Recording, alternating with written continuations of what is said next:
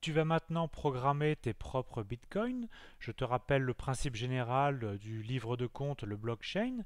Donc il y a au départ une preuve initiale qui est quelconque, soit un bloc qu'avec des zéros, soit un bloc choisi au hasard. Et pour écrire la première transaction, tu l'écris sous la forme d'une chaîne de caractères. Alors chaîne qu'il faudra à un moment transformer en une liste d'entiers. À partir de la preuve initiale et donc de la liste obtenue par la transaction numéro 1, tu calcules une preuve de travail. Cette preuve de travail certifie la première transaction.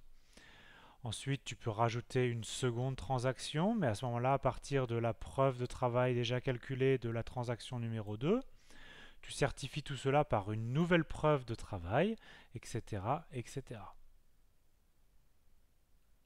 On commence doucement par l'initialisation du livre de compte et l'ajout d'une transaction. Donc le livre de compte est une liste qui va contenir alternativement une preuve de calcul suivie d'une transaction, puis une preuve de calcul, une transaction, etc.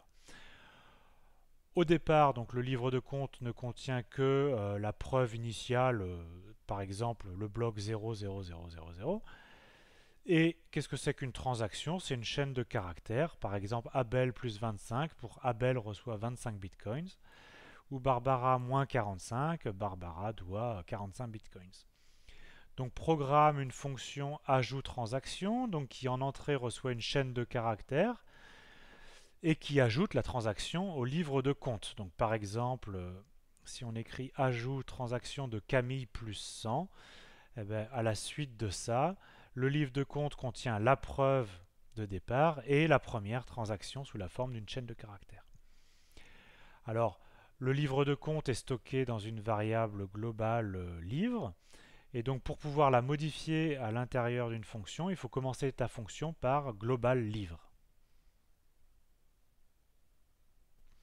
À un moment donné, on aura besoin de convertir notre transaction en une liste d'entiers, donc il faut programmer une fonction phrase vers liste qui en entrée prend une chaîne de caractères et qui la convertit en une liste d'entiers.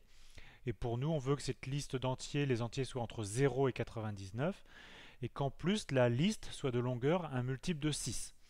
Et donc on va se débrouiller pour que ce soit le cas, quitte à rajouter des zéros en début de liste. Alors la formule en fait pour un caractère, on va prendre son ordre dans la table ASCII ou la table Unicode, et pour être sûr que ça ne dépasse pas 100, on va calculer le reste modulo 100. Alors prenons un exemple avec la phrase égale vive moi. Alors le V majuscule a pour code ASCII ou code Unicode 86 que vous retrouvez ici. Le I minuscule a pour code ASCII 105 et donc modulo 100, ça donne 5. Le V minuscule 118, ça donne 18, etc. L'espace a pour code ASCII 32 et le point d'exclamation 33. Alors ici on avait 10 caractères, donc ça correspond aux 10 entiers qu'on a ici. Et comme on veut une liste d'entiers qui est un multiple de longueur, un multiple de 6, on a rajouté 2 zéros en début de liste pour avoir une liste de longueur 12. Alors maintenant on passe à la partie difficile, c'est la partie minage. Donc c'est-à-dire on va ajouter une preuve de travail. Donc il s'agit d'écrire une fonction minage qui n'a pas de paramètres, qui va juste se baser sur le livre de compte. Donc on suppose qu'on vient d'ajouter une transaction. D'accord? On convertit cette transaction, donc qui était une chaîne de caractères, en une liste d'entiers par la fonction qu'on vient de créer juste avant, phrase vers liste. Maintenant, juste avant la transaction, on avait une preuve de travail de la transaction précédente. Donc maintenant, on a deux listes d'entiers. La liste d'entiers qui est formée de la preuve de travail précédente et la liste d'entiers qui est obtenue en convertissant la chaîne de caractères transaction. Donc on concatène ces deux listes pour obtenir une nouvelle liste un peu plus grande. Pour cette nouvelle liste, on calcule une preuve de travail, donc c'est la partie difficile qui demande du temps de calcul, et on ajoute cette preuve de travail au livre de compte. Alors voyons un exemple. On a la preuve de travail de la transaction précédente, et maintenant on vient d'ajouter la transaction Abel plus 35. Donc on convertit Abel plus 35 en une liste d'entiers comme on a vu précédemment. On a maintenant une longue liste d'entiers qui commence ici par 3, 1, 4, 1, 5, 9, suivi de une liste d'entiers qui correspond à Abel plus 35. On calcule une preuve de travail pour cette grande liste. Ça demande du temps de calcul. On trouve par exemple 32, 17, 37, etc. On ajoute cette preuve de travail au livre de compte. Alors, il n'y a qu'une personne qui ajoute une preuve de travail au livre de compte. Par contre, tout le monde devrait vérifier que la preuve ajoutée est valide. Donc, programme une fonction vérification livre qui ne prend pas de paramètres et qui vérifie que la dernière preuve ajoutée est valide ou pas. Alors, tu peux maintenant créer ton propre livre de compte. Tu te fixes un objectif, par exemple 0,05. Au départ, tu initialises ton livre avec une preuve initiale quelconque. Et puis ensuite, tu ajoutes une transaction, tu calcules une preuve de travail, tu ajoutes une transaction, tu calcules une nouvelle preuve de travail, etc., etc. Voyons ce que donne la mise en œuvre tout d'abord de notre fonction de minage. Donc, partons d'une preuve précédente qui est ici le bloc 3, 14, 15, 9. Et on souhaite ajouter la transaction Abel plus 35. Donc on ajoute la transaction à notre livre de compte qui contient maintenant la preuve précédente, la transaction qu'on est en train d'ajouter. Il faut bien sûr convertir cette transaction en une liste d'entiers. Et maintenant, on va passer à la partie minage, c'est-à-dire à partir de la grande liste obtenue avec la preuve précédente et la liste d'entiers de la transaction, on cherche une preuve de travail. Alors c'est là où ça demande beaucoup de temps de calcul.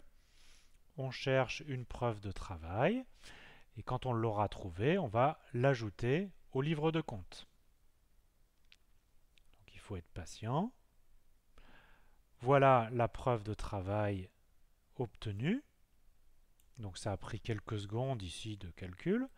Mais par contre, il est très facile et quasiment immédiat de vérifier que la preuve obtenue est valide. On part pour un exemple complet de blockchain. Donc on part d'une preuve initiale qui est ici le bloc nul. On ajoute d'abord la transaction Abel reçoit 35 bitcoins. Donc on ajoute cette chaîne de caractères à notre livre de compte. Et maintenant on part à la recherche d'une preuve de travail pour cette transaction associée à la preuve de travail précédente. Donc au bout d'un certain temps, on trouve une preuve de travail, donc ça a mis quelques secondes à être obtenu. Par contre, n'importe qui peut vérifier quasiment immédiatement que cette preuve de travail est valide. Alors on a une deuxième transaction, Bob doit 77 bitcoins, donc on ajoute cette transaction au livre de compte et on repart à la recherche d'une nouvelle preuve de travail qui dépend de la preuve de travail précédente et de la transaction qui est en cours d'ajout. Alors, les temps de calcul peuvent varier parce qu'on les recherche de façon aléatoire, donc on a plus ou moins de chance.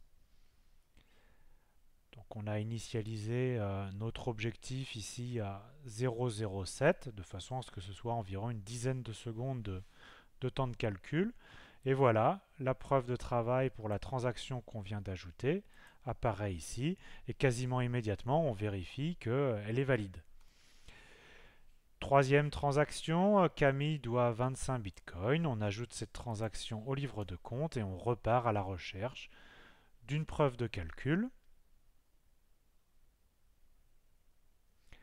qu'on obtient et quasiment immédiatement on vérifie qu'elle est valide.